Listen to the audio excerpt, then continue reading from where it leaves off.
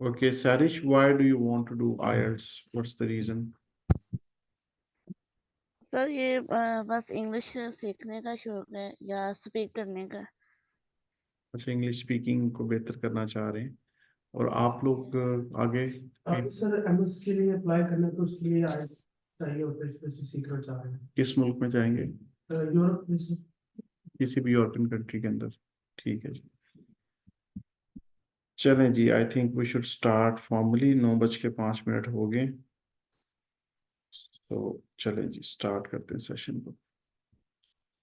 अच्छा जी, क्या क्या चीज़ें हम लोग डिस्कस करेंगे? First, introduction to speaker.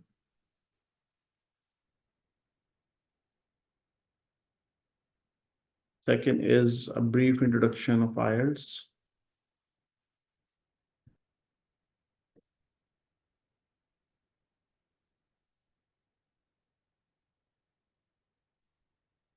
We straight away jump on band requirements, band description, band requirement.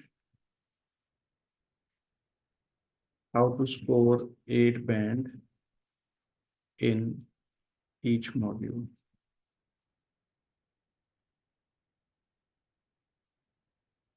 And what to prepare in 4 to 6 weeks. So this is what we shall discuss. चलें जी, पहले मेरा introduction. My name is Mohammad Yaad Aslam.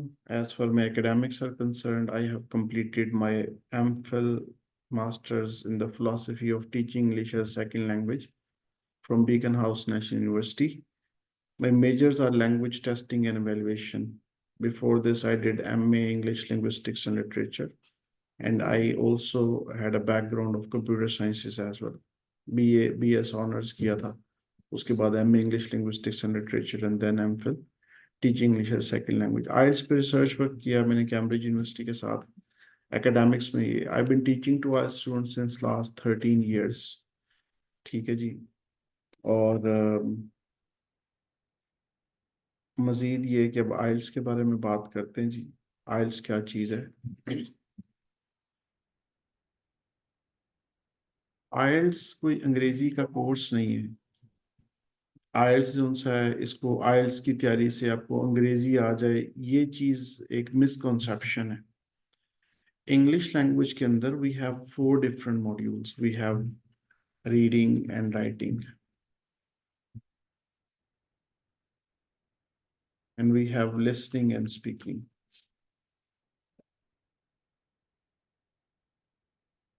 right?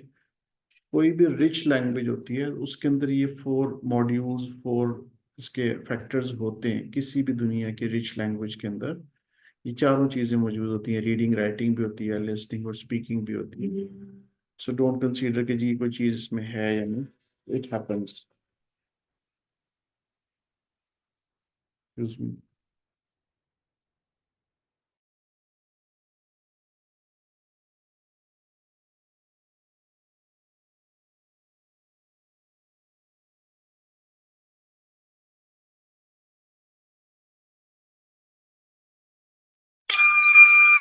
ईमानदारी नहीं काम नहीं।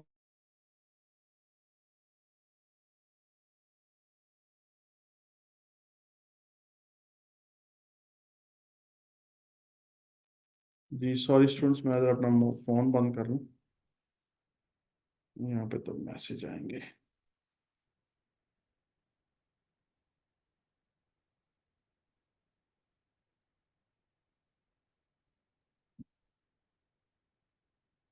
Just 1 minute.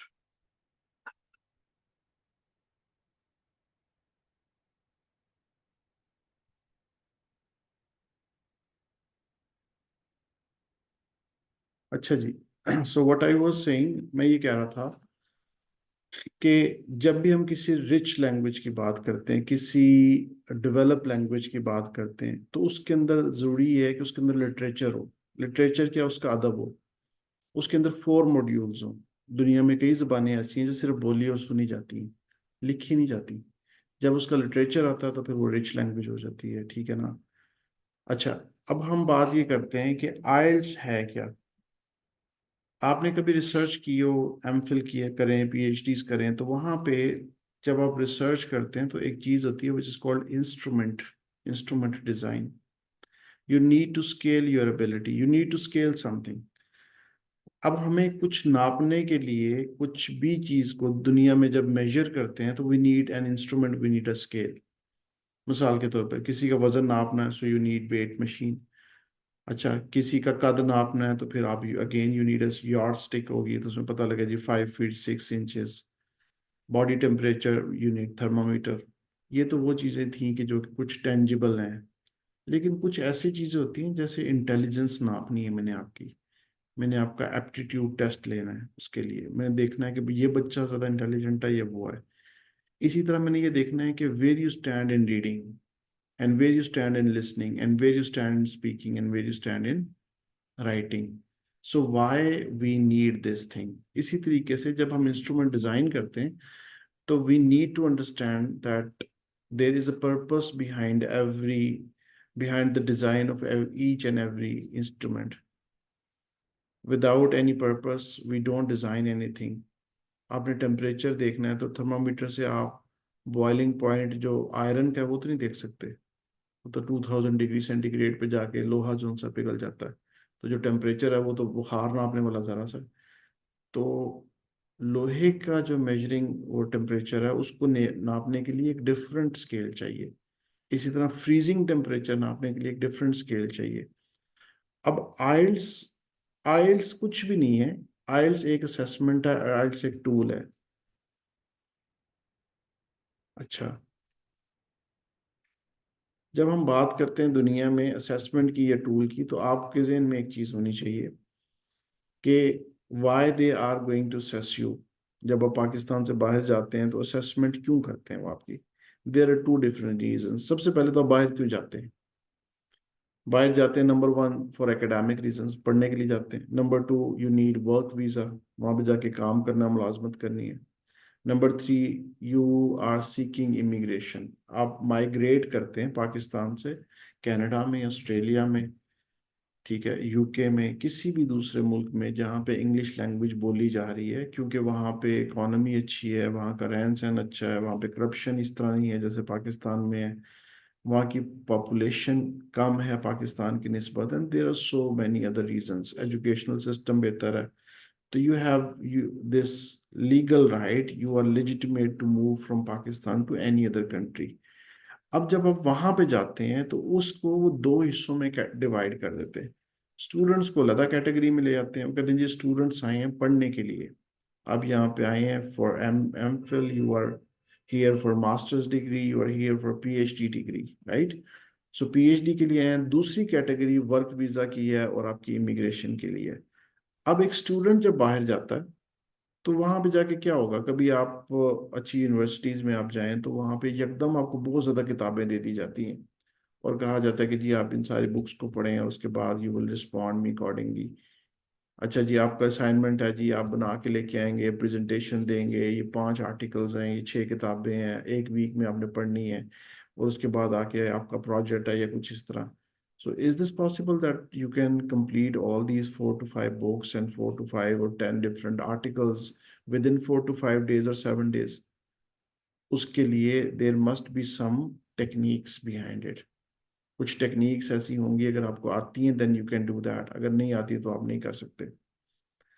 अच्छा, वो टेक्निक्स आपकी चेक करेंगे, वो देखेंगे रीडिंग कॉम्प्रिहेंशन कैसी है, यानी कि कॉम्प्रिहेंड करते हैं तो फिर आपकी रीडिंग कैसी है. इसी तरह same is the case with writing and listening and speaking. तो उन्होंने कहा कि हमें एक ऐसे इंस्ट्रूमेंट की ज़रूरत है दुनिया के अंदर, या एक से ज़्यादा इंस्ट्रूमेंट की ज़रूरत है कि जो कि हमें ये बताए कि बंदा खड़ा कहाँ पे हुआ है.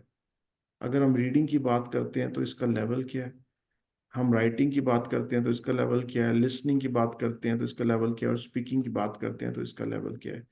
तो basically we need to understand where the person stands at the moment, because हमारी जो रिक्वायरमेंट है अगर उसको मीट करेगा तो हम इसको बुला लेंगे, अगर नहीं मीट करेगा तो हम इसको वीज़ा नहीं देंगे.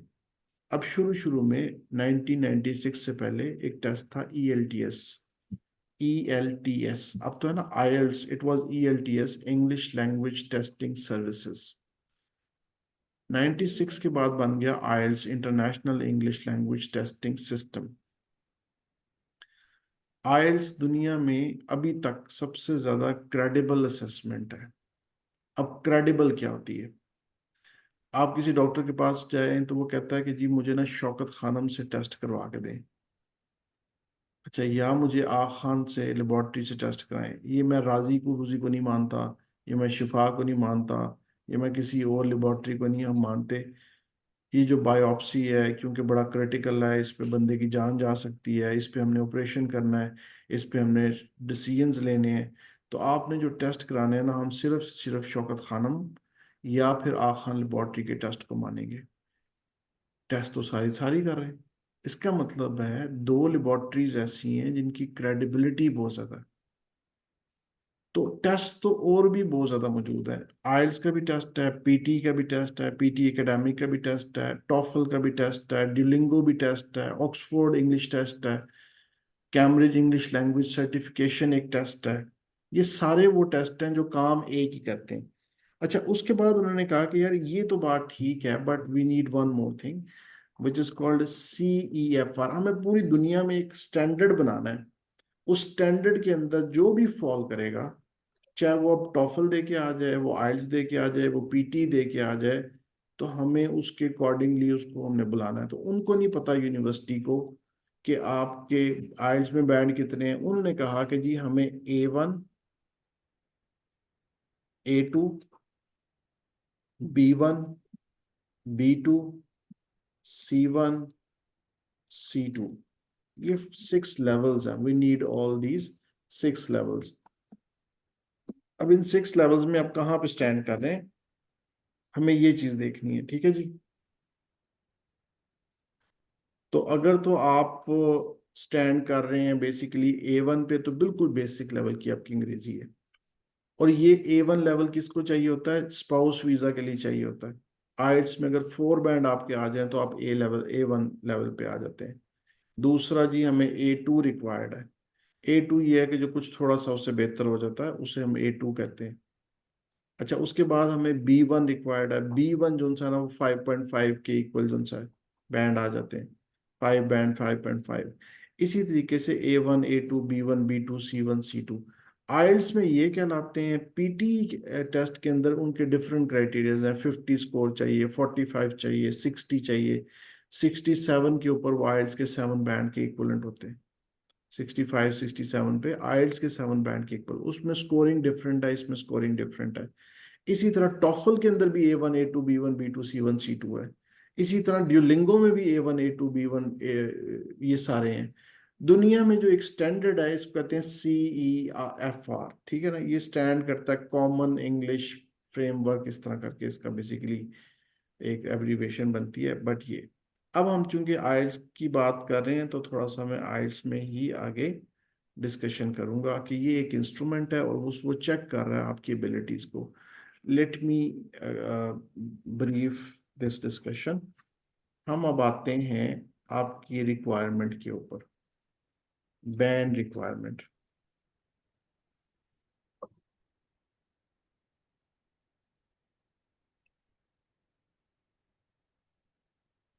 अच्छा जी, हम पेपर एग्जाम देते हैं तो हमारे 100 मार्क्स का पेपर होता है, सम टाइम 75 मार्क्स का होता है, इस तरह। इसमें 9 बैंड होते हैं, 9 बैंड होते हैं। अब आपको एकेडमिक आइल्स के लिए, अगर तो if you are a doctor, then you need 7.5 overall and 7 in each module. अगर आप ये स्कोर कर लेते हैं तो तकरीबन दुनिया की 99.9 यूनिवर्सिटीज में आपका एडमिशन हो जाता है, सारे स्कॉलरशिप मिल जाते हैं। It means that reading, writing, listening, speaking in all modules you don't score less than 7 band, 6.56 नहीं, 7 से नीचे बैंड नहीं चाहिए आपको, 7 से ऊपर ऊपर बैंड चाहिए। और ओवरऑल जब सबके इकट्ठे करें तो फिर आपके 7.5 हो।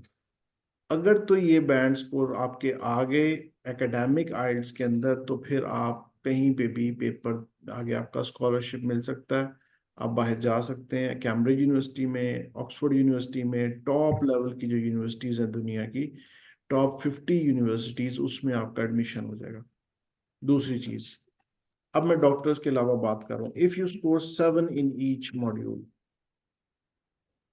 7 रीडिंग, 7 लिसनिंग, स्पीकिंग, आपने साइकोलॉजी में मास्टर्स किया हुआ है, आपने एजुकेशन में मास्टर्स किया है, फिजिक्स में किया है, केमिस्ट्री में किया है, मैथमेटिक्स में किया है, इंजीनियरिंग में मास्टर्स किया हुआ है, या करना चाह रहे हैं आप किसी यूनिवर्सिटी से। एक तो आइल्स छोटे बच्चों के लिए नहीं होता, आइल्स मैट्रिक के लिए नहीं होता, ओ लेवल के लिए नहीं होता। आइल्स होता है कॉलेज और यूनिवर्सिटी स्टडी के लिए, एडवांस्ड एजुकेशन के लिए आइल्स है ये टेस्ट। ये भी आप अपने जहन में बिठा लें। अच्छा जी, 7 इन ईच मॉड्यूल की बात हम करते हैं। अब यहाँ पे एक चीज़ आपने ये जहन में रखनी है कि कैम्ब्रिज यूनिवर्सिटी में एंड ऑक्सफोर्ड यूनिवर्सिटी में, जो टॉप की यूनिवर्सिटीज इस तरह की कोई भी हैं, उसमें band requirement is 7 in each module. If you score 6.5 they will not give you admission. आप बेशक लाखों करोड़ों रुपया लेके भी चले जाएं, वो आपको एडमिशन नहीं देंगे।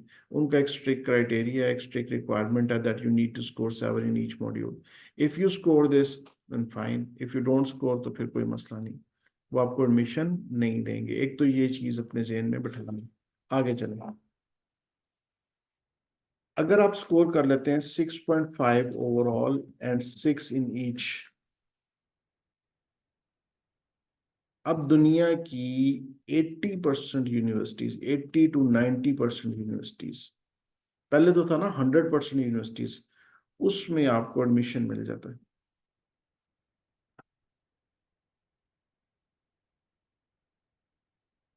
नॉट लेस देन 6, 5.5 आ गया तो नहीं, लेकिन आपकी तालीम ही सिर्फ मैट्रिक है, और अब आप आगे इंटरमीडिएट में या कोई डिप्लोमे में एडवांस लैंग्वेज के किसी चीज़ में जाना चाह रहे हैं, देन यू नीड 5.5, 6 एंड 5.5।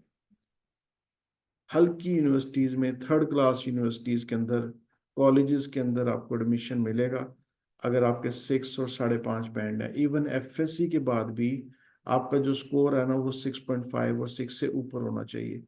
अगर आपके 6 और 5.5 बैंड है तो फिर आपको कंप्रोमाइज करके ऐसी जगहों पे मिलेगा, उसके साथ कुछ कोर्सेज करने पड़ेंगे फाउंडेशन के। आइल्स अगर यहाँ पे आपका सारी तैयारी त्यूरी करके कोई 1 लाख रुपए में हो जाता है, तो जब आप वहां पे जाएंगे तो आपको इसी कोर्स का, इसी लेवल कोर्स का 10 से 12 लाख रुपया भरना पड़ेगा, बल्कि यहाँ पे भर के फिर आपको वहां पे एडमिशन मिलेगा अगर आपके स्कोर कम आते हैं।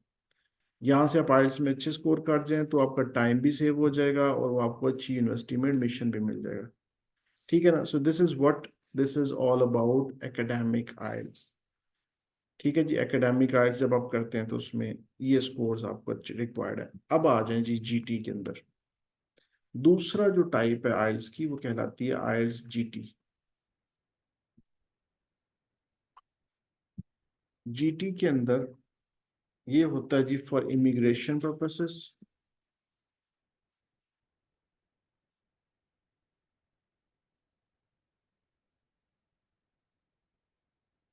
और वर्क वीजा। इमिग्रेशन पर्पसेस और वर्क वीजा। अब अगर आप इमिग्रेशन करवाना चाह रहे हैं, अपनी पाकिस्तान से बाहर जाना चाह रहे हैं, या वर्क वीजा, कहाँ के लिए, थोड़ा सा वैसे तो डिटेल डिस्कशन, मोटा मोटा मैं आपको बताता हूँ ब्रीफली थोड़ा सा, कि कनाडा जाना चाह रहे हैं, ऑस्ट्रेलिया जाना चाह रहे हैं। ये पाकिस्तानियों की टॉप के ऊपर दो ख्वाहिशें होती हैं, या वो कनाडा का वीज़ा मिल जाए या ऑस्ट्रेलिया का मिल जाए। ठीक है जी। दूसरे नंबर पे फिर आ जाता है, तीसरे नंबर पे यूके, यूनाइटेड किंगडम। उसके बाद फिर बाकी मालिक आ जाते हैं। ज़्यादातर हमारे Pakistani they are seeking Canadian immigration और ऑस्ट्रेलियन इमिग्रेशन, उन द टॉप कैटेगरीज की बात करते हैं। और इसके बाद फिर यूके आ जाता है, फिर डेनमार्क है, आयरलैंड है, नॉर्वे है, उसके अलावा जर्मनी के वीज़े हैं, स्वीडन के वीज़े हैं काफ़ी ज़्यादा। बाकी हंगरी आ जाता है आपका, साइप्रस आ जाता है आपका, स्पेन आपका आ जाता है, इटली आ जाता है। बहुत ज़्यादा से ममालिक हैं जहाँ पे आप आगे स्टडी के लिए जा सकते हैं, और कुछ में आप इमिग्रेशन के लिए अप्लाई कर सकते हैं। बट न्यूजीलैंड के अंदर भी लोग चले जाते हैं। यूएसए के अंदर जाना चाहते हैं वहाँ पे स्टडी के लिए, तो फिर भी आपको आइल्स देना पड़ेगा। और टॉफल भी वहाँ पे चल जाता है। अच्छा, ये है जी हमारा वर्क वीज़े की हम बात करते हैं, जिसमें इमिग्रेशन पर्पस और वर्क वीज़े के लिए कनाडा, ऑस्ट्रेलिया, यूके, ज़्यादातर हमारी अवाम यहाँ जाना चाहती है। अब इसमें जो टॉप के बैंड है ना, दैट इज 8.5, 8.5, 8, 7.5 एंड 7.5। ये आपको टॉप के ऊपर, this is what you required. 8.5, 8.5, this is called CLB। Canada के लिए CLB 10 कहलाती है। इससे नीचे कैटेगरी में आ जाए, ये सबसे मशहूर है ज़माना बैंड है जी, 8777 band. 8 in reading, 8 in listening, reading, writing, speaking, 777 band. उसके बाद मजीद आप नीचे आए, अब आपको चाहिए होता है कुछ कैटेगरीज में 6.5 ओवरऑल बैंड रिक्वायर्ड होता है। कुछ वीजास की ऐसी कैटेगरीज हैं जिसमें इतने बैंड भी चाहिए होते हैं। उससे नीचे आए, अब आप यूके के अंदर आपको बिस्तर साफ करना, सफाइयाँ करने वाले के लिए, मजदूर के लिए, प्लम्बर के लिए, वेल्डर के लिए, अटेंडेंट, हॉस्पिटल अटेंडेंट के लिए, नर्सेज अटेंडेंट के लिए, नर्सेज होते हैं ना, वो जो मरीज होता है तो उसकी चादर चेंज कर देते हैं, कूड़ा उठा लेते हैं, उसको बिठा देते हैं, पानी पिला देते हैं, वो इंजेक्शन मेडिकेशन कुछ भी नहीं करते। वो हॉस्पिटल अटेंडेंट, हमारे पाकिस्तान में भी हॉस्पिटल अटेंडेंट्स होते हैं, उनका वीज़ा होता है। या होम केयर नर्सेज, बूढ़ा बंदा हो गया 70-80 साल, उसके घर में रहेंगे, उसको पानी शानी पिलाएंगे, उस तरह का बहुत ज्यादा वीजे आए हुए थे, उसके लिए चाहिए था 4.5 band, right. So this is the requirement of the students. तो उसके लिए हम स्टूडेंट्स को ये रिक्वायरमेंट होती है। अब ये जी सारी रिक्वायरमेंट मैंने आपको बता दी कि this is what you need for different purposes. If you are seeking immigration, if you are seeking work visa, then you will fall in different category. But if you need your study visa, for study visa and work visa, there are different categories.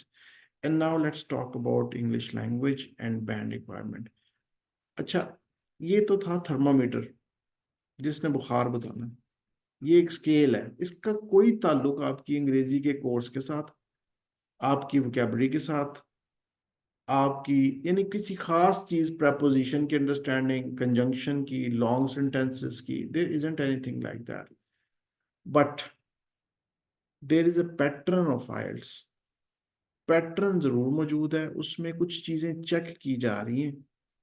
अगर आप उन चीजों को तैयार कर लें, और उसमें क्लियरली बताया हुआ है कि जी अगर आप राइटिंग को देखना चाह रहे हैं तो उसमें क्या क्राइटेरिया, रीडिंग, लिसनिंग, स्पीकिंग में बताता हूँ भी आपको, तो आपने उसमें किस तरीके से 8 या 9 स्कोर करना है। मैं आपकी एग्जांपल के लिए, आसानी के लिए कुछ दिखा देता हूँ आपको पहले, उसके बाद हम आगे चलते हैं।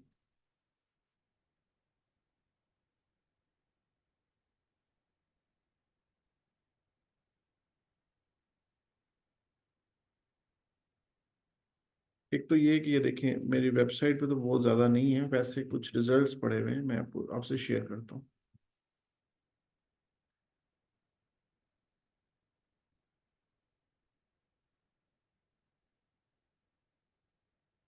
ये देखें जी, 7.5, 7.5 ओवरऑल, 7 बैंड। ठीक है जी, यहाँ से देखें जी, ये ओवरऑल 8 बैंड, ये अब्दुल्ला के हैं।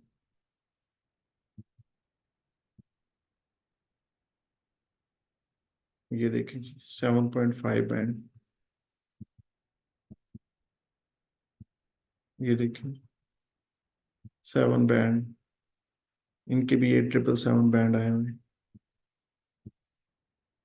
बिलाल जरा अपना बेटा वीडियो ऑफ कर लो, ठीक है। सो ये देखें जी, 8 बैंड।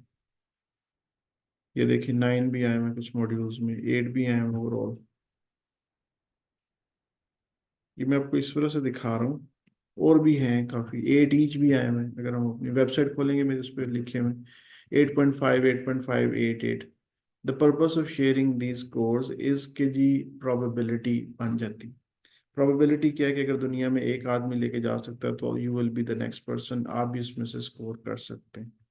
अगर आप भी कर सकते हैं, वो कर सकता है, तो आप भी कर सकते हैं। उसके भी दो हाथ, आपके भी दो हाथ, उसकी भी दो आंखें, अब वो भी पाकिस्तानी, आप भी पाकिस्तानी, ठीक है ना।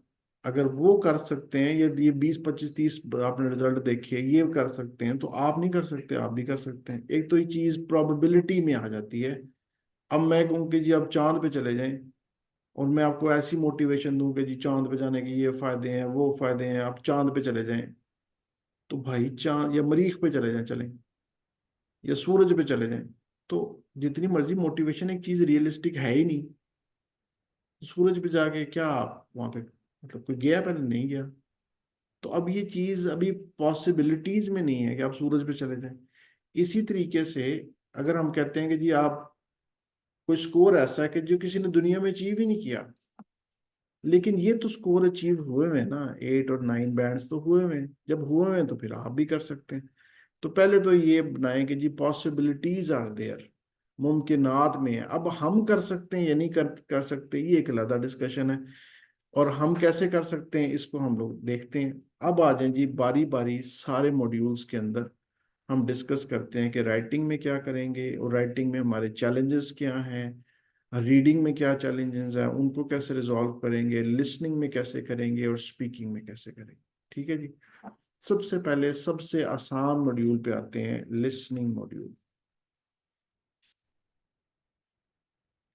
लिसनिंग में you need 8 band at bottom line. Canadian immigration के लिए you need 8 band at bottom line. 8 band का मतलब होता है कि 35 correct answers out of 40। 40 questions हैं, 40 मिनट है। लिसनिंग के टेस्ट में 4 सेक्शंस होते हैं, 40 क्वेश्चंस होते हैं। लिख लें अपने पास, 40 क्वेश्चंस हैं, 4 सेक्शंस हैं,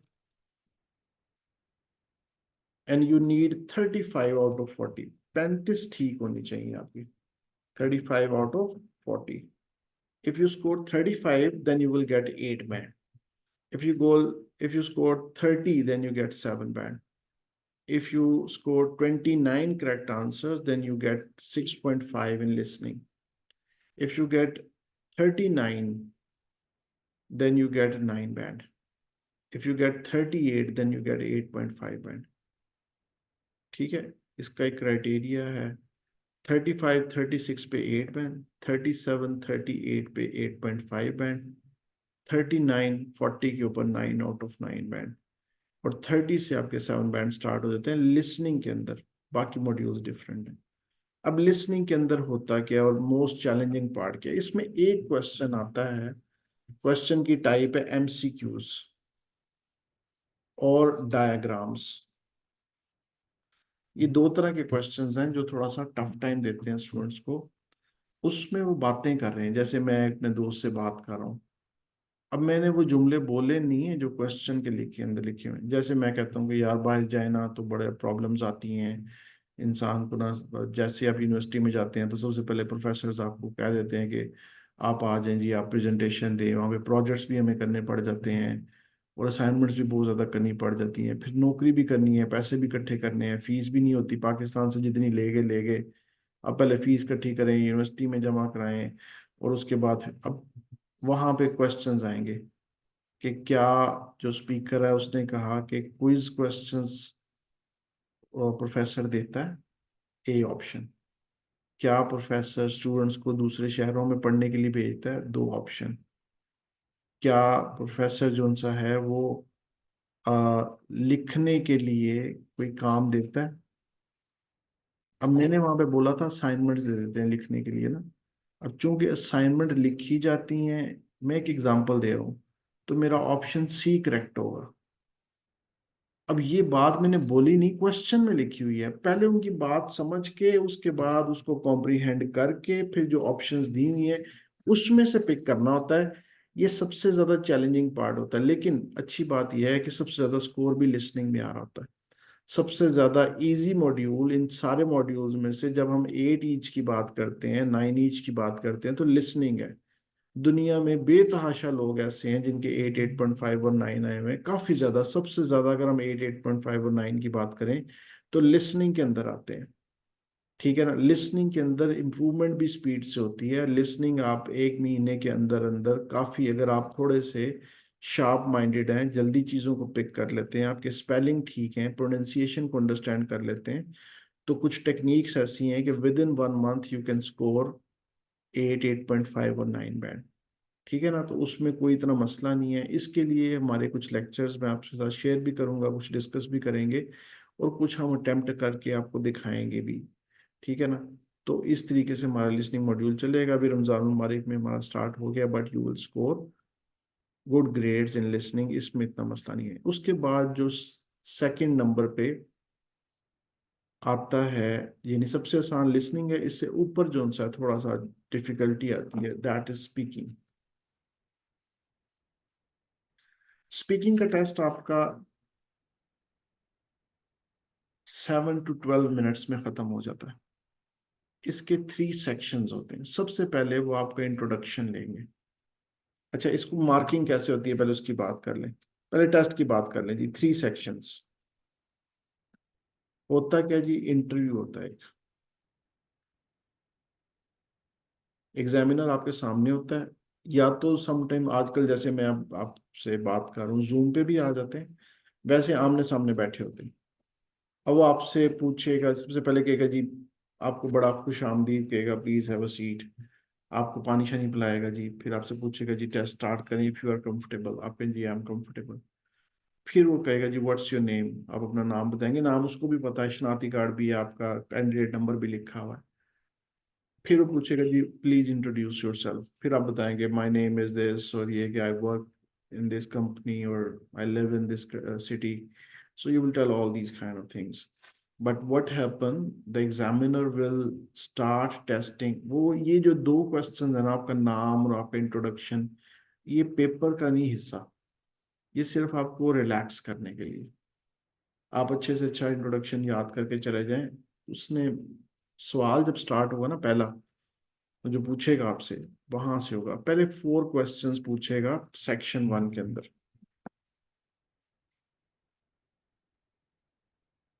अच्छा, ये 4 क्वेश्चन बड़े इजी होते हैं। Which music you like the most, do you like music, which music you like the most. For example, how do you travel to work और स्कूल और कॉलेज। आप अपने स्कूल कॉलेज वर्क पे कैसे travel करते हैं। Do you travel in the same way every day, आप हर रोज एक ही तरह से ट्रैवल करते हैं। इस तरह के आसान आसान। आप फ्लावर्स कहाँ से परचेज करते हैं, क्या मुख्तलिफ त्योहारों पे फ्लावर्स आपके मुल्क में दिए जाते हैं, कौन सा रंग आपको ज़्यादा पसंद है, किस तरह के कपड़े आप पहनते हैं, क्या आप डांस करना पसंद करते हैं। इस तरह के छोटे छोटे क्वेश्चन। जी मैं करता हूँ, मैं नहीं करता, मुझे किसी ने सिखाया, मुझे नहीं सिखाया, मुझे ये चीज़ पसंद नहीं है। जो भी आपने बात करनी है उसकी रीजनिंग देनी है, एक लाइन का आंसर नहीं देना आपने। अच्छा, सेक्शन नंबर 2 में 4 क्वेश्चंस होंगे। सेक्शन नंबर 1 में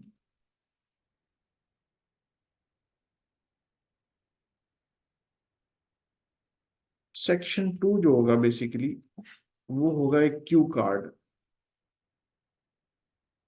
एक कार्ड आपको दे दिया जाएगा, उस पे 3 बेसिक क्वेश्चन और एक बड़ा क्वेश्चन होगा। जैसे किसी इक्विपमेंट के बारे में बताएं, इस इक्विपमेंट का आपको किसने बताया, इस इक्विपमेंट का नाम क्या था, ये आपने कहाँ से खरीदा, और आपको ये खरीदने के बाद आप इससे कौन कौन से फायदे उठा रहे हैं।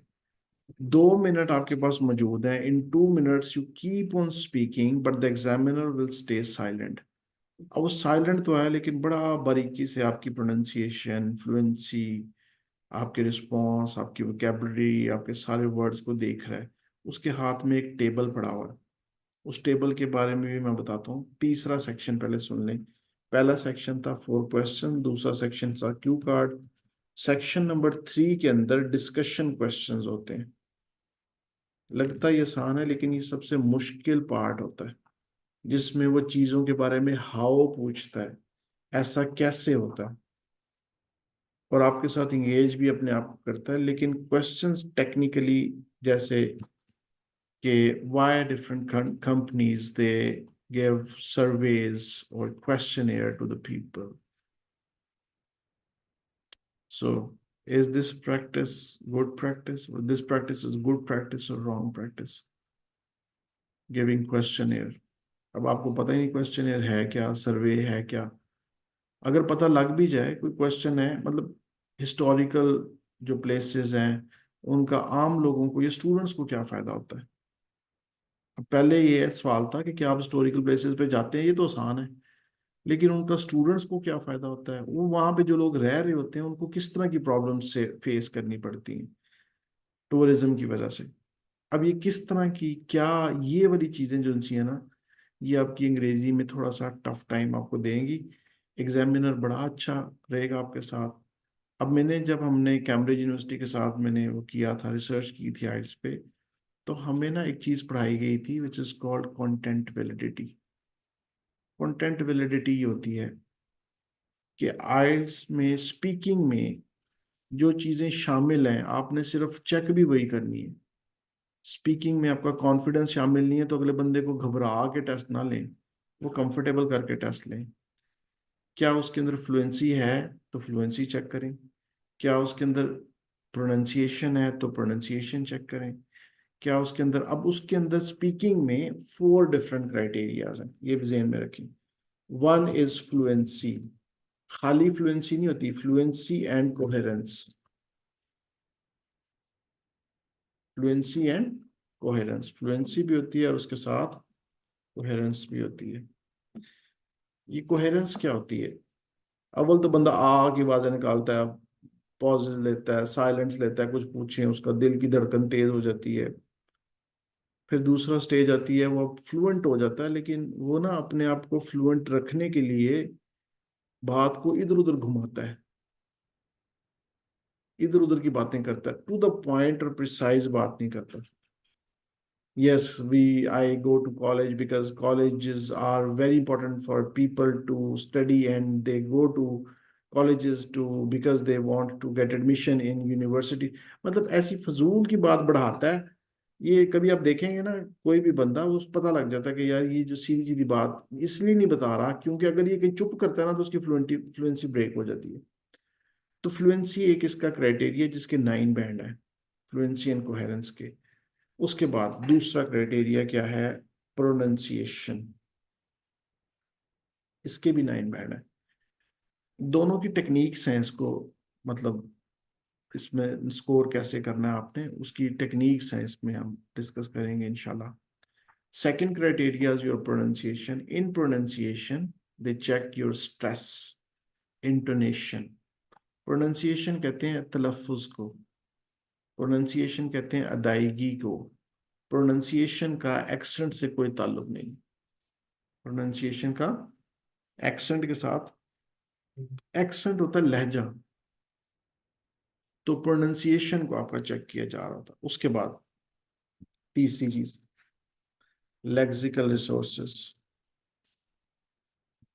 लेक्सिकल रिसोर्सेज होते हैं आपकी वोकैबलरी। आपकी वोकैबलरी को चेक किया जा रहा है कि आप कैसा बोल रहे हैं, वर्ड कौन से इस्तेमाल कर रहे हैं, इडियोमैटिकल यूज करते हैं या सादा सादा बोलते हैं, वेरी गुड, वेरी वेल, इस तरह की बातें करते हैं, या कैप्टिवेटिंग, मेस्मराइजिंग, इंचेंटिंग, इस तरह के वर्ड्स यूज करते हैं।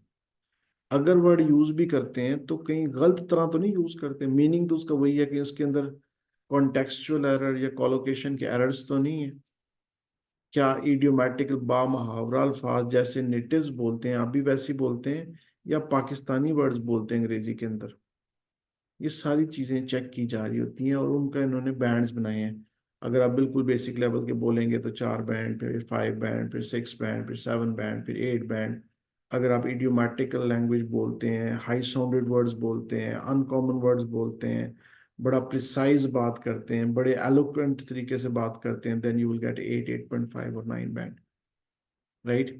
So lexical resources is third criteria. Fourth one, grammatical range and accuracy.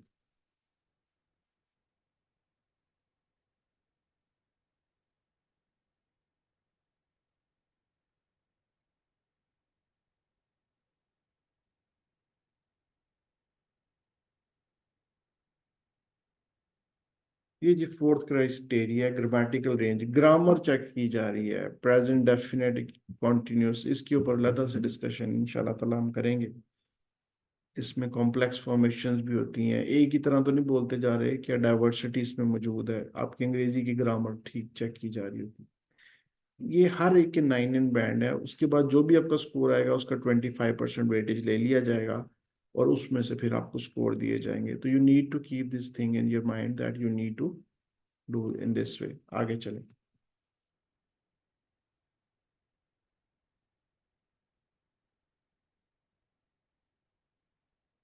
आगे हम बात करते हैं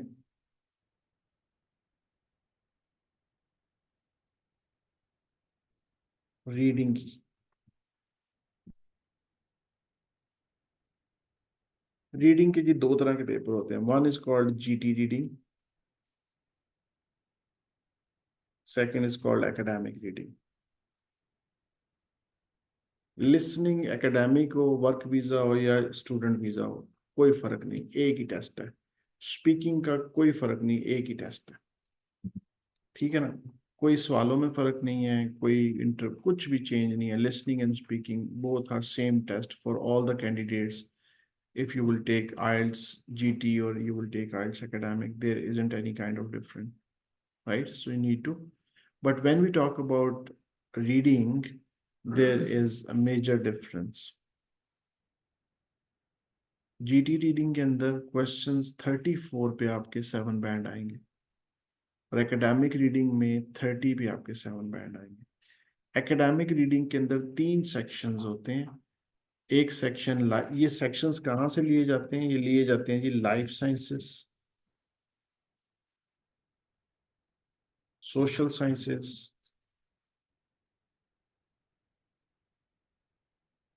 फिजिकल साइंसेस,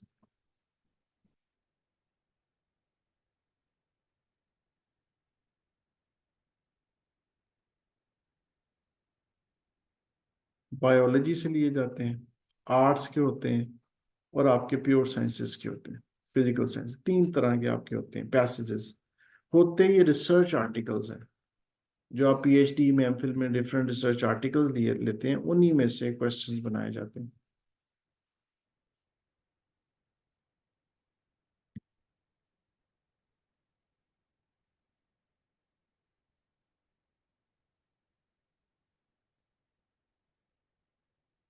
समन अपने क्वेश्चंस को भी लिख लें अपने पास, अभी मैं एंड में क्वेश्चन आंसर सेशन होगा हमारा, उसमें फिर आप जो मर्जी पूछे, मैं आपको जवाब दूंगा उसका, ठीक है। अभी मैं जरा बात कंप्लीट कर लूँ फिर, ताकि हमारी, फिर आप जो मर्जी सवाल पूछिएगा। ये जो आपने पूछा है अभी लॉजिक्स और ये आप मुझसे पूछ लीजिएगा। अपने काइंडली अपने पास क्वेश्चंस को लिखते जाएं, जो जो आपके जहन में आता है मैं उसको रिस्पॉन्ड करूंगा एंड में। अच्छा जी, रीडिंग के अंदर ना, अब रीडिंग दूस, यानी कि अगर हम सबसे बात करें, सबसे ज्यादा हम बात कर रहे हैं अभी सिर्फ और सिर्फ 8 ईच बैंड की। टारगेट क्या था? 8 ईच बैंड। 8 ईच बैंड के रेफरेंस से जो सबसे मुश्किल मॉड्यूल है वो राइटिंग है,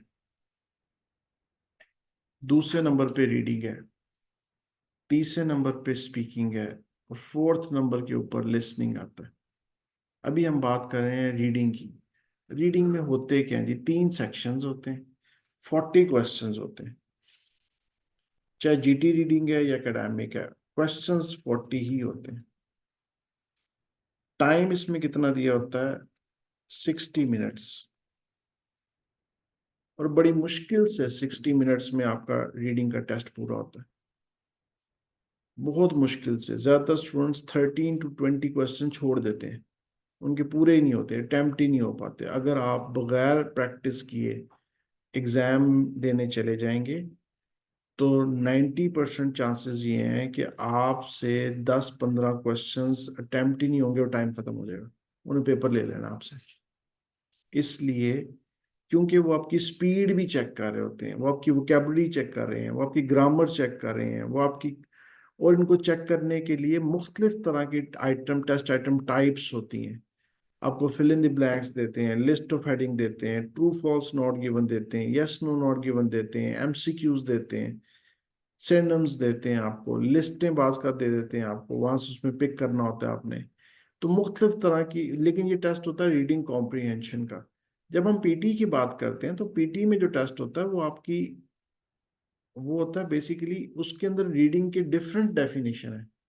वो लाउड रीडिंग करवाते हैं, वो आपकी प्रोनाउंसिएशन रीडिंग से चेक कर रहे होते हैं। ये कॉम्प्रिहेंशन का टेस्ट है कि आप कैसे, यानी कि what is the intended meaning of the writer, writer जो कहना चाह रहा है वो क्या है और आप समझ क्या रहे हैं, ये बेसिकली डिफरेंस आता है इसके अंदर। ठीक है जी।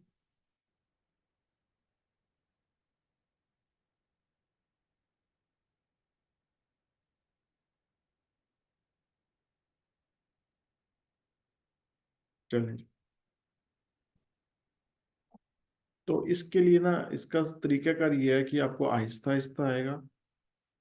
ये आप रोज़ाना, हम लोग एक पैसेज इसका अटेम्प्ट करेंगे, रोज़ाना मैं डिफरेंट टेक्निक्स बताऊंगा, लेकिन ये आ जाता है। मिसाल के तौर पे, अब राइटिंग मॉड्यूल हमारा ऐसा मॉड्यूल है जो कि आपको आएगा नहीं।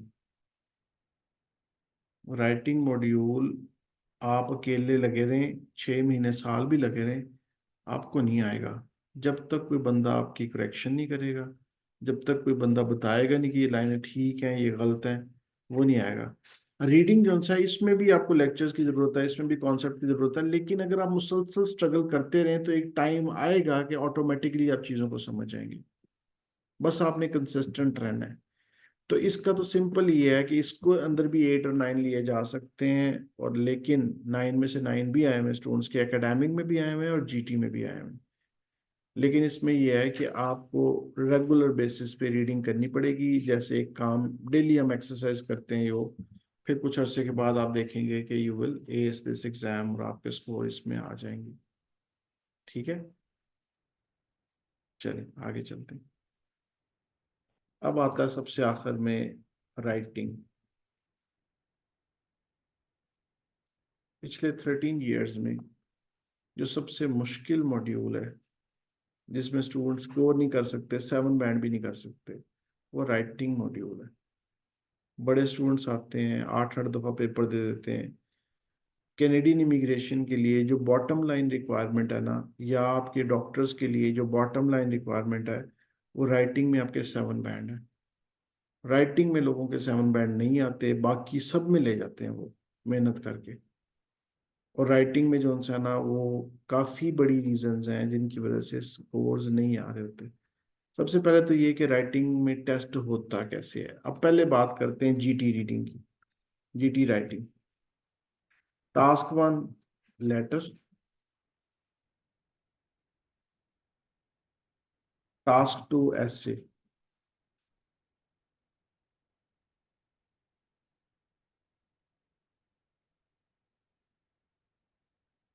लेटर के कितने बैंड है, सिंपल लैंग्वेज में बताता हूँ। वैसे तो इसका एक कॉम्प्लिकेटेड तरीका होता है जिससे बैंड्स मान रहे होते हैं, लेकिन चलें, 3 बैंड होते हैं जी लेटर के, और 6 बैंड होते हैं आपके एसे के।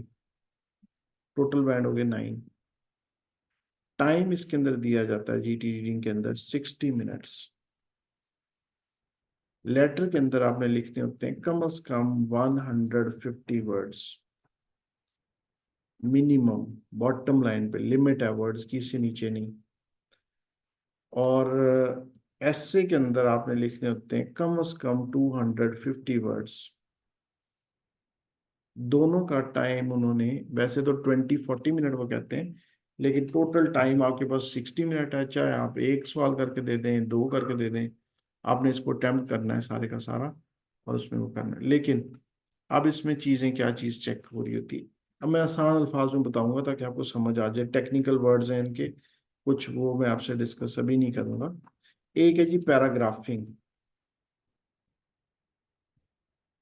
पैराग्राफिंग ये है कि सेंटेंसेस आपस में जुड़े कैसे हुए, और पैराग्राफ आपस में कैसे जुड़े हुए। इसके 9 बैंड हैं। इसको कहते हैं कोहेजन एंड कोहेरेंस, कि सेंटेंसेस कैसे इंटैक्ट हैं और पैराग्राफ आपस में कैसे इंटैक्ट हैं।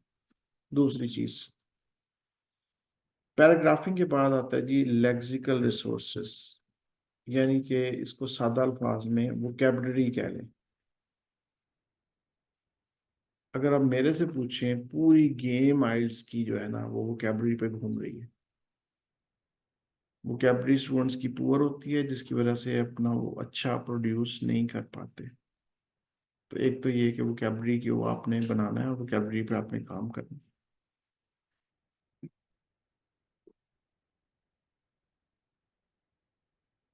वोकैबुलरी की टेक्निक्स हैं, रीडिंग के थ्रू भी वोकैबुलरी निकाल रहे होते हैं, अलग से भी हम वोकैबुलरी की क्लास हमारी चल रही होती है, और वोकैबुलरी के ऊपर काम स्टार्ट से डे वन से हो जाता है, वो चलता रहता है आगे सिलसिला, फिर आप वोकैबुलरी के ऊपर काम करते रहते हैं। उसके बाद तीसरा जो क्राइटेरिया है इसमें वो है ग्रामर का। ग्रामर में आपने मुख्तलिफ तरह के long sentences, short sentences mix करके लिखने। एक अगर आपने कंपाउंड बना लिया है तो वो एक कॉम्प्लेक्स बनाएंगे आप। कॉम्प्लेक्स स्ट्रक्चर और चीज़ है, कॉम्प्लेक्स सेंटेंसेस और चीज़ है। आपकी पंक्चुएशन बड़ी सही लिखी होनी चाहिए, टेंसेस की कोई मिस्टेक नहीं होनी चाहिए, फॉर्मल एकेडमिक राइटिंग आपने करनी है। इसमें इनफॉर्मल लैंग्वेज लेटर में आ सकती है, दूसरे क्वेश्चन में नहीं आ सकती। ठीक है, तो ग्रामर इसमें थर्ड क्राइटेरिया है जिसके ऊपर आपकी मार्किंग हो रही होती है। फोर्थ क्राइटेरिया क्या है आपका? रिस्पॉन्स, जवाब। सवाल क्या पूछा जा रहा है, जवाब क्या दे रहे हैं आप, ये फोर्थ क्राइटेरिया है। तो vocabulary, grammar, response, paragraphing, so we have all these four criterias। इसको आपने ज़हन में रखना है। हर एक के 25% वेटेज है और हर एक के 9 बैंड है। 9 vocabulary में 9 सब में बैंड्स आएंगे आपके, और उसमें से 25% लिया जाएगा। 33% पहले क्वेश्चन का और 67% दूसरे क्वेश्चन का लिया जाएगा। ये वेटेज होंगे मार्क्स के अंदर, यानी कि 6 बैंड आप समझ लें ऐसे के और 3 बैंड आपके लेटर के होंगे। लेकिन जो एकेडमिक राइटिंग है उसमें एक क्वेश्चन डिफरेंट होता है। जिन्होंने आगे स्टडी के लिए जाना, टास्क 1 रिपोर्ट लिखनी होती है आपने एक। वो ग्राफ होगा आपके पास, या टेबल होगा, या कोई डायग्राम होगी, ठीक है ना, इस तरह की कोई चीज होगी जिसपे जैसे हम रिसर्च में रिपोर्ट लिखते हैं ना, इस तरह एक रिपोर्ट लिखनी होगी, उसका एक खास तरीकाकार है लिखने का। उस तरह आपने रिपोर्ट लिखनी होगी और 150 वर्ड्स होंगे। डिफरेंट वैल्यूज को, जो वेरिएशंस हैं, जो ट्रेंड्स हैं, वो आपने बताने होंगे। और क्वेश्चन नंबर 2 इसमें भी वही ऐसे होगा जो कि जिस तरह जीटी में था, ऐसे और होगा। अगर आपके साथ कोई जीटी वाला बैठा हुआ और आप एकेडमिक दे रहे हैं ना, तो आपका ऐसे और जीटी का ऐसे फर्क है। इसके पीछे भी एक साइंस है, फर्क क्यों करते हैं, लेकिन फर्क होगा। तो टास्क 2 जो है बेसिकली एकेडमिक का, वो होगा जी एसे राइटिंग। क्राइटेरिया इनका भी वही है, पैराग्राफिंग है, जिसे कोहेजन कोहेरेंस कहते हैं, लेक्सिकल रिसोर्सेज है, वोकैबुलरी है, सारा वही जो चीजें ना वो इसमें आएंगी। तो अब मैं थोड़ी सी आपको अपनी वेबसाइट की सैर करवा देता हूँ, उसके बाद कि कहाँ से आपको क्या चीज़ मिलेगी। बहुत ज़्यादा मटेरियल हमारी वेबसाइट पे पड़ा हुआ है इसको तैयार करने से मुतल्लिक, ठीक है ना। हम कैसे लेके चलेंगे, ये सारी चीज़ें ज़रा हम डिस्कस कर लेते हैं, फिर क्वेश्चन आंसर्स होंगे, आपने जो पूछना होगा मुझसे पूछ लीजिएगा।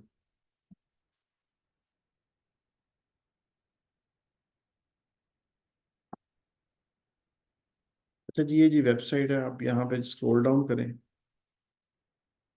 ये देखें 9 बैंड भी आए हुए रीडिंग में।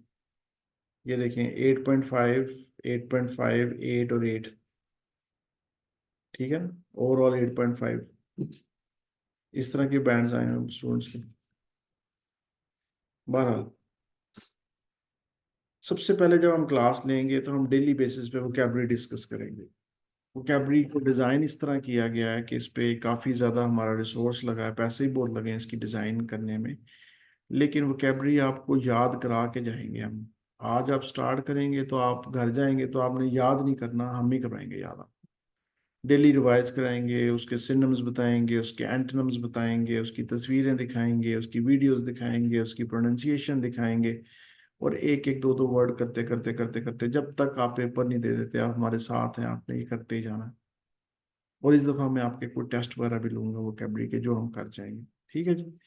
और ये वोकैबुलरी का एक सिलसिला चलेगा, इसमें इडियोमैटिकल एक्सप्रेशंस भी होंगे जो कि स्पीकिंग में रिक्वायर्ड होते हैं, ये आपने ये बहुत ज़रूरी है, इसके बगैर प्रॉब्लम आएगी। दूसरी चीज़, यहाँ पे हमारे राइटिंग के क्वेश्चंस लिखे हुए हैं 1 साल के, पूरे साल के। जैसे अभी मार्च का मंथ चल रहा है, तो मार्च के मंथ के अंदर आपने ये देखिए, मार्च में क्लिक करूंगा तो मार्च में आज अगर 11th है, डेट वाइज उनसे ना हमारे पास क्वेश्चंस आ रहे हैं, किस डेट को कौन सा, ये डेट आपने पिक कर लेनी है। वहां से क्वेश्चन डेली बेसिस पे आपके ग्रुप में एक क्वेश्चन भेजी जा रहे हैं, आपने उसका आंसर लिखते जाना है। शुरू में मैं आपको सिखाऊंगा कि इंट्रोडक्शन कैसे लिखना है, बॉडी पैराग्राफ कैसे लिखनी है, टेक्निक्स हैं, फिर ग्रामर आ जाएगा। इस तरह मुख्तलिफ चीज़ें हमारी चलती जाएंगी, लेकिन हम आपको बताएंगे कि आपने इसको कैसे अटैम्प्ट करना है और साथ साथ आपने अटैम्प्ट करना है। तो ये तो हर महीने एक साइड से शुरू हो जाएंगे क्वेश्चन, आपने अटैम्प्ट करते ही जाने, करते जाने, प्रैक्टिस आपने छोड़नी नहीं। दूसरी चीज़, अगर आप मेरी वेबसाइट पे आ जाएं तो हमारी 18 बुक्स हैं आइल्स की। बुक नंबर 6 से 18 तक, उससे पहले वाली पुरानी होगी बहुत ज़्यादा, उसमें ज़रा पैटर्न भी चेंज था। अब 6 से 18 तक आप यहाँ पे स्पीकिंग फुल टेस्ट, ये सारे पढ़े हुए हैं आपके, ये सारे आपने करने हैं। और स्पीकिंग के टॉपिक्स भी पढ़े हुए हैं। 50 क्यू कार्ड्स हमारी वेबसाइट पे पढ़े हुए हैं अलहदा से, इनके अलावा वो 50 क्यू कार्ड्स आपने तैयार करने हैं। वो जो क्वेश्चन नंबर 2 होता है ना, उसका मटेरियल सारा यहाँ पे पड़ा हुआ है। हमारी जितनी भी किताबें हैं रीडिंग की, उनकी उर्दू ट्रांसलेशनें भी पढ़ी हुई हैं, मैंने बोल के और ट्रांसलेशन की हुई है, सारी की सारी यहाँ पे मौजूद हैं। जितनी आयल्स की, कैम्ब्रिज की किताबें हैं, उनकी सारी मौजूद हैं, आप उसको यूज कर सकते हैं। उसके बाद आप वापस आ जाएं। रीडिंग का एक पैसेज मैंने डेली बेसिस पे पढ़ना है और पढ़ के आपको करवाना है खुद। अक्सर इंस्टीट्यूट्स में क्या होता है, बच्चों कहते हैं कि बेटा खोलो और पढ़ो और ये अटेम्प्ट करके दिखाओ। उसमें से ना बेचारे कई ऐसे होते हैं जिनसे समझ ही नहीं आ रही होती। अब वो शर्म की वजह से सर से पूछते भी नहीं है, क्योंकि कोई डॉक्टर है, कोई इंजीनियर है, कोई एमबीए किया है, किसी ने कुछ मास्टर्स किया हुआ है, लेकिन अंग्रेजी बड़ी हल्की होती है, जिसकी वजह से ना उन्हें समझ नहीं आती। वो बेचारे 5-7 दिन बाद ना आइल्स ही बंद करके छोड़ के चले जाते हैं। इसका तरीका है स्कैफोल्डिंग अप्रोच। टीचर खुद पढ़े, खुद अटेम्प्ट करे, चीजें भी समझाता जाए, उसको साथ साथ अटेम्प्ट, ऑटोमेटिकली बच्चा जो है ना, जब 8-10-15 दिन गुजरेंगे ना, तो वो उस रास्ते पे चल पड़ेगा कि अब टीचर पीछे हो भी जाए तो उसको पता जरूर है कि मैंने इसको अटेम्प्ट कैसे करना है। दूसरा, कहीं से समझ नहीं आती तो रीडिंग की ट्रांसलेशन मौजूद है, मेरी वेबसाइट पे जाएं, ट्रांसलेशन खोलें, ट्रांसलेशन के साथ साथ खुद अटेम्प्ट करें। लेकिन इसमें छुट्टी कोई नहीं है, हर रोज कम से कम एक पैसेज आपने अटेम्प्ट करना ही करना है। स्पीकिंग का हर रोज आपने एक टेस्ट देना है और देना ही देना है, ठीक है। इस दफा हम जरा ज्यादा टफ तरीके से लेके चलेंगे, मींस के बच्चों को काम करवाएंगे, जबरदस्ती काम करवाएंगे, और कोई छुट्टी नहीं होगी इस दफा हमारी जब तक वो स्पीकिंग का टेस्ट नहीं दे लेता। अगर वो छुट्टियां करेगा तो उसकी जिम्मेदारी है तो उसके रिजल्ट खराब हो जाएंगे। हम नहीं छुट्टी करेंगे, हम अपने टाइम में वेट करेंगे जब तक आप लोग टेस्ट नहीं दे देते। मुझे ज़्यादा टाइम लगाना पड़ा तो वो भी हम लगाएंगे। लेकिन ये इसी तरह राइटिंग है, अगर आप छुट्टी करते हैं तो आपकी अपनी है ना, देखें तकरीबन 50-60 हज़ार 70 हज़ार के करीब टेस्ट की फीस है। 63,000 समथिंग है टेस्ट की फीस। हमारी फीस भी है जो हम तैयारी करवाने के लिए ले रहे होते हैं।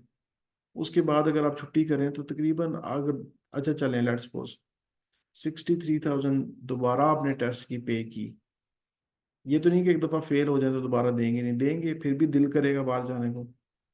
तो इसका मतलब है 1.5 लाख रुपया तो आपकी एक दफ़ा फेल होने पे आपके ज़ाया हो गया ना, टाइम ज़्यादा ज़ाया हुआ।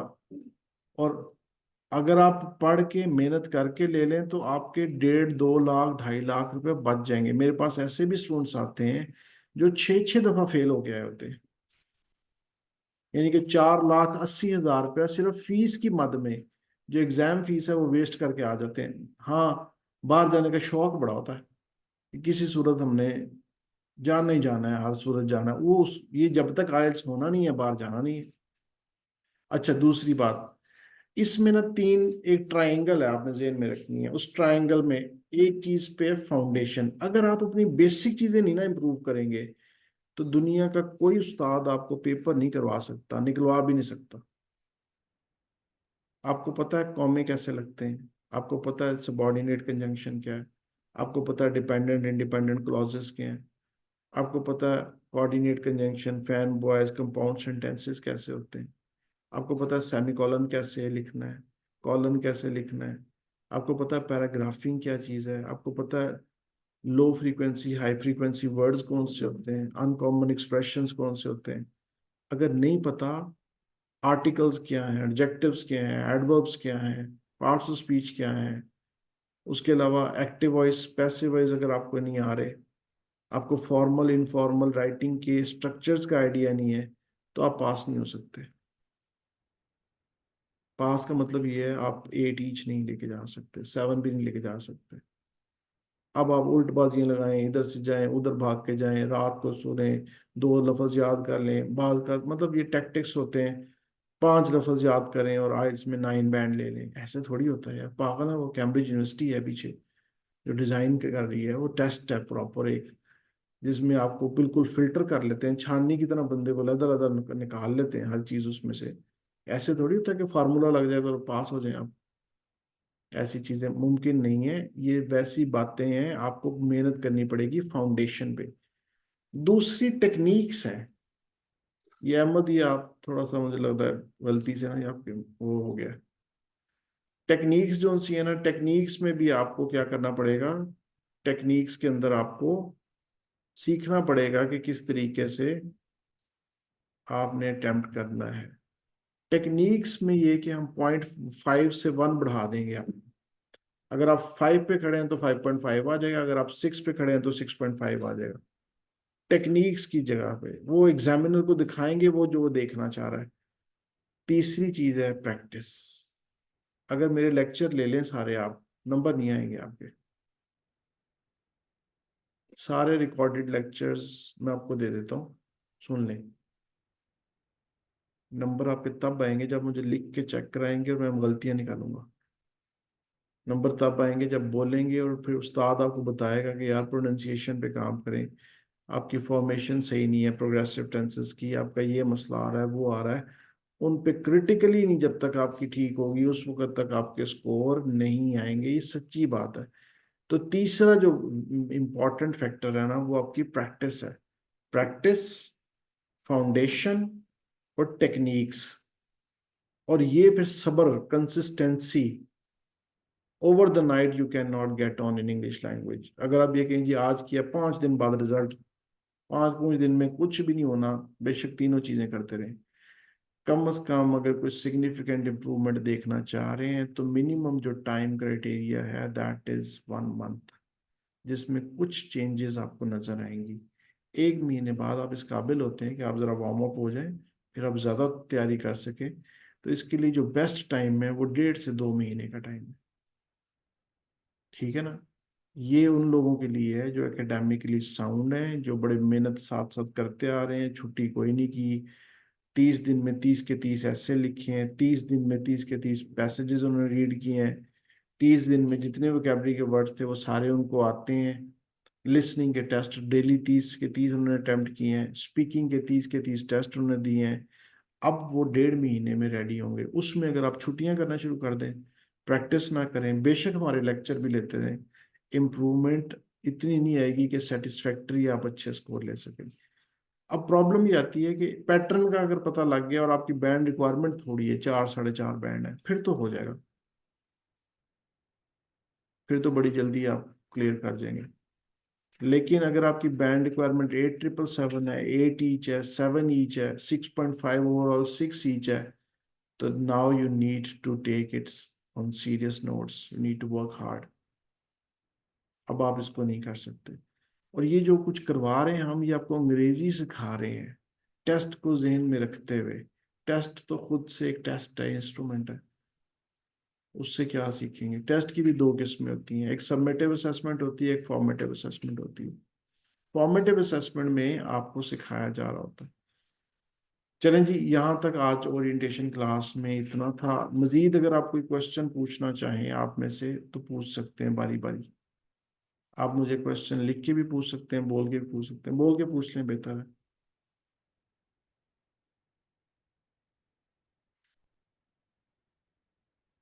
जी जी, समन कुछ पूछना चाह रही हैं?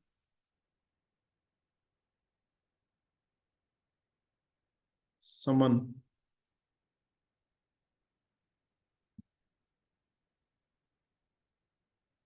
अहमद, आप कुछ पूछना चाह रहे हैं?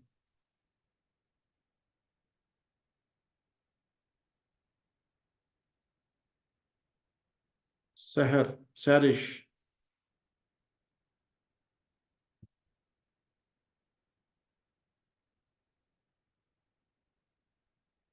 अच्छा, जीटी राइटिंग का ऐसे और एकेडमिक ऐसे में कंस्ट्रक्ट का डिफरेंट होता है। आप पूछेंगे कंस्ट्रक्ट क्या है? कंस्ट्रक्ट वो ऑपरेशनल डेफिनेशन है, यानी एकेडमिक राइटिंग में आपको अपनी लैंग्वेज स्किल्स को एग्जिबिट करना है यूनिवर्सिटी एनवायरनमेंट में। तो यूनिवर्सिटी के अंदर जो ऐसे लिखे जाएंगे वो डिफरेंट होंगे, और जो आप नौकरी करने जा रहे हैं किसी पेट्रोल पंप पे, किसी कंपनी में, यानी इमिग्रेशन आपकी हो गई है, अब आप जॉब ढूंढ रहे हैं, तो इसके लिए वो जर्नली आपको चेक कर रहे होते हैं आपकी राइटिंग स्किल कैसी है। तो दोनों में डिफरेंस उसके उसकी यानी कि ऑब्जेक्टिव्स की वजह से आता है। यूनिवर्सिटी में तो क्राइटेरिया डिफरेंट है ना, यूनिवर्सिटी में फिर जरा थोड़ा सा ट्विस्ट डालते हैं। जैसे एग्जांपल मैं दे रहा हूँ, एक सवाल है कि दुनिया में स्पोर्ट्स इवेंट्स होते हैं, आप उसके फायदे और नुकसान बताएं। ये सवाल है। ये किसका सवाल है? जीटी का।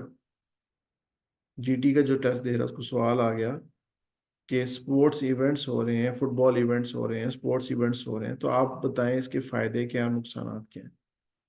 दूसरा क्वेश्चन, दुनिया में स्पोर्ट्स इवेंट्स की वजह से पीस और स्टेबिलिटी आती है,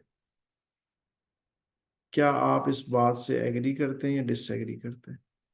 अब ये कितना मुश्किल हो गया। अब इसको लिखना है, साबित करना है कि पीस और स्टेबिलिटी आती है या नहीं आती। जब वर्ल्ड कप होता है, लोग कौमें एक दूसरे के करीब आती हैं या लड़ाई और बढ़ जाती है। अब पहला सवाल तो बड़ा सीधा सीधा था कि जी स्पोर्ट्स के फायदे बता दें, नुकसानात बता दें।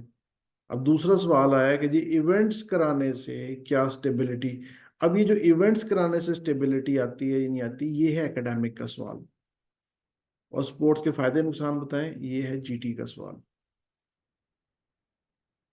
समझिए बात, ये डिफरेंस होता है दोनों के अंदर। और कोई क्वेश्चन? हेरा, कुछ पूछना चाह रही हो? सर रिपोर्ट्स के वर्ड्स नहीं बताया आपने। रिपोर्ट के रिपोर्ट मेरी वेबसाइट पे पड़ा हुआ है, इस दफ़ा मैं रिपोर्ट करवाऊंगा। उसके लेक्चर्स हैं, 3 मेजर लेक्चर्स हैं हमारे, और रिपोर्ट में क्या कहते हैं वो, आपने उसको करना होगा, वो मैं आपको दूंगा उसकी साथ साथ ना लेक्चर्स की रिकॉर्डिंग भी। अभी आज पहला लेक्चर है, ओरिएंटेशन क्लास है, उसके बाद जैसे जैसे हम आगे चलेंगे तो लेटर्स के भी लेक्चर्स हैं, रिपोर्ट्स के भी लेक्चर्स हैं, उनकी वोकेबलरी अलग है, लेटर्स की वोकेबलरी अलग है, उनकी टेक्निक्स भी अलग हैं दोनों के वो अटेम्प्ट करने की। Okay sir. जी समीन, कुछ पूछना है? नहीं सर, वो बस मेरा ऐसे की मार्किंग कर दीजिएगा। मैं आपसे डिस्कस कर लूंगा। चलें जी, अभी ओके सर। ओरिएंटेशन क्लास हमारी चल रही है। 1 मिनट ज़रा आप होल्ड करें। ये देखिए, मैं एक बच्ची है हमारी, स्टूडेंट है मेरी, उनके एस्से की मार्किंग करने लगा।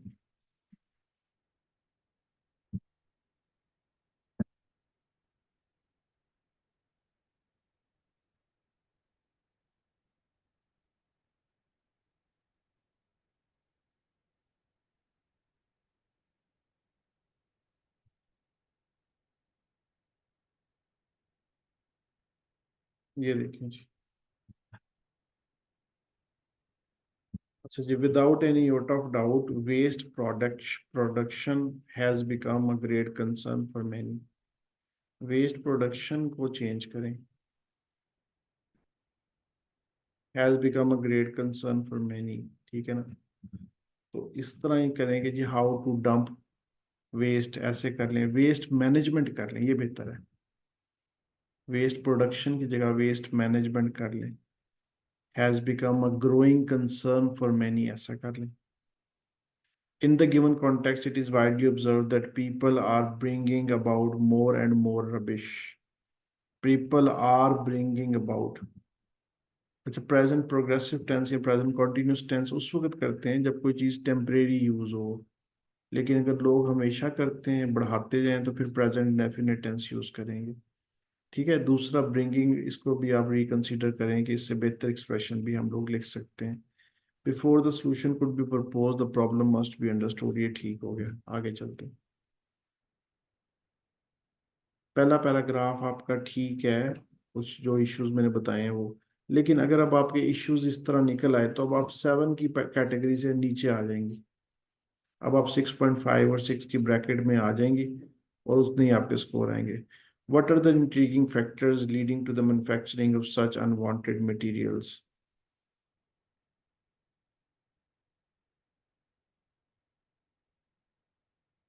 The foremost reason is the industrial work. The second challenging part of this viewpoint is lack of education in community. एक मिनट ठहर जाएं, इंडस्ट्रियल वर्क को एक्सप्लेन तो करें पहले कि कितना इंडस्ट्रियल वर्क के अंदर, जब इंडस्ट्रियल वर्क होता है तो उसमें से प्रॉब्लम क्या आती है, उसका जो वेस्ट निकलता है, डिस्चार्ज निकलता है, जो कंटेमिनेट करता है सॉइल को, कंटेमिनेट करता है एयर को, वाटर कंटेमिनेशन हो रही होती है। तो उसको जरा पहले एक्सप्लेन करें, उसके बाद आप जाएं। एक क्वेश्चन को एकदम छोड़ के जाएंगे तो कोहेजन कोहेरेंस में नंबर कट जाएंगे आपके। ठीक है ना। अब वो इसी चीज को कहते हैं कि आपके जो फुली वो आपस में सेंटेंसेस इंटैक्ट नहीं है। एकदम एक बात की तो ब्रेक लग गई, दूसरी बात स्टार्ट कर दी आपने। कुछ चीजें होती हैं ऑब्वियस होती हैं, उसको ज्यादा डिटेल में डिस्कस करने की जरूरत नहीं है, लेकिन कुछ आर्ग्यूमेंट्स ऐसे होते हैं जहाँ पे आपको उसके बारे में ज्यादा बात करनी पड़ती है। The second challenging part of this viewpoint is the lack of education in community. हाँ, अब इसको नीचे जब सॉल्यूशन के ऊपर आएंगे तो आपने अवेयरनेस की बात कर लेनी है यहाँ पे आगे। For instance, individuals are having an absence of awareness regarding the utilization of goods and making refusals. They do not know about the importance of recycling, refusing, and अब आपका पहला सेंटेंस जो सा था, एक क्वेश्चन आपने स्टार्ट किया, दूसरा सेंटेंस था आपने सिंपल एक सेंटेंस यूज किया इज एम आर वाला, उसके बाद तीसरा सेंटेंस हुआ जिसमें आपने, यानी हमने यहाँ पे कोशिश करें कि कुछ कॉम्प्लेक्स स्ट्रक्चर्स भी यूज करें। फोर्थ जो सा उसमें आप सीरीज यूज कर रही है। ठीक है। लेकिन अभी तक लॉन्ग सेंटेंस एक नहीं आया, फोर्थ आया, दे वाला जो सा है वो आया। एंटोनिम्स यूज करें, नेगेटिव सेंटेंसेस से अवॉइड करें। Additionally, the significance increase in population is highly associated with article आएगा the utilization of commodities, resulting से पहले कॉमा आएगा, non essential clause है। The most common yet meaningful solution to dealing with this problem, the problem discussed above, ed आएगा। उसके अलावा problem ये आ रही है, जब आप ऐसे लिखेंगे तो अननेसेसरी फ्रेज है। ठीक है। आप इसको ओवरली स्ट्रेच कर रही हैं, वर्डी एक्सप्रेशंस बन जाएंगे जिसकी वजह से आपका जो वीक हो जाएगा रिस्पॉन्स, और उसमें 6.5 से ऊपर बैंड नहीं आएंगे। प्रिसाइज लिखें, जरा ज्यादा एलोक्वेंट हो। It will help the people to control their sentiments and perceptions. अब 2 पॉइंट्स आपने आगे से निकाल दिए, सेंटिमेंट्स और perceptions. Government should add up, अभी ठहर जाए, गवर्नमेंट की बात बाद में करेंगे, पहले आप सेंटिमेंट को डिफाइन करें और परसेप्शन को डिफाइन करें, कैसे कह रही हैं। नहीं तो आप तो नेक्स्ट बात पे जंप कर गई ना, फिर कोहेजन ब्रेक हो जाएगी। जहाँ कोहेजन ब्रेक हो जाएगी वहां पे आपके नंबर कट जाएंगे, रिस्पॉन्स भी वीक हो जाएगा। गवर्नमेंट के साथ आर्टिकल आएगा, या आ गवर्नमेंट आएगा या द गवर्नमेंट आएगा, कोई आर्टिकल आपने यूज नहीं किया, या गवर्नमेंट्स लिख लें तब भी ठीक है, गवर्निंग बॉडीज कर लें, अथॉरिटीज कर लें, लॉ इन्फोर्समेंट एजेंसीज कर लें, ये काफी वर्ड्स हैं, इस पे यूज कर सकती हैं आप। And eventually this knowledge will further lead them. ये जो राइटिंग का स्टाइल है ना, एंड के बाद कॉमा लगा के, इवेंचुअली के बाद फिर कॉमा लगा के हम आगे लेके चलते हैं। चले, इवेंचुअली की बात तो समझ आती है, एंड से पहले ये लिखा जाता है मुख्तलिफ जगहों पे, लेकिन फॉर्मल एकेडमिक राइटिंग में पसंद नहीं किया जाता। In the culmination of the above discussion, we may assert that manufacturing is moments problem के साथ देखें, मोमेंटस का वर्ड कहीं यूज किया गया आज तक किसी कॉर्पोरस के अंदर गूगल वालों ने? अगर नहीं किया गया तो उसको चेंज करें। It can be clearly foreseen that in coming days, governments, businesses, and individuals will prioritize efforts to reduce, reuse, and recycle. अगर दो वर्ड जैसे रिसाइकल और रीयूज, इसका मतलब एक ही है, रिसाइकल और रीयूज। इसको क्या कहते हैं? इसको कहते हैं रिडंडेंसी टेक्निकल वर्ड्स में। यानी एक लफ्ज लिख लें, दो क्यों लिख लें? आप रिसाइकल कर लें या रीयूज कर लें। तो यहाँ से भी आपकी वोकैबुलरी में भी नंबर कटेंगे, रिस्पॉन्स में भी नंबर कटेंगे। बहरहाल ये आपका स्कोर 6.5 और 6 की कैटेगरी में फॉल कर रहा है आपका आंसर। ठीक है, कल इंशाल्लाह ताला स्टार्ट करते हैं 9 बजे। अल्लाह हाफिज।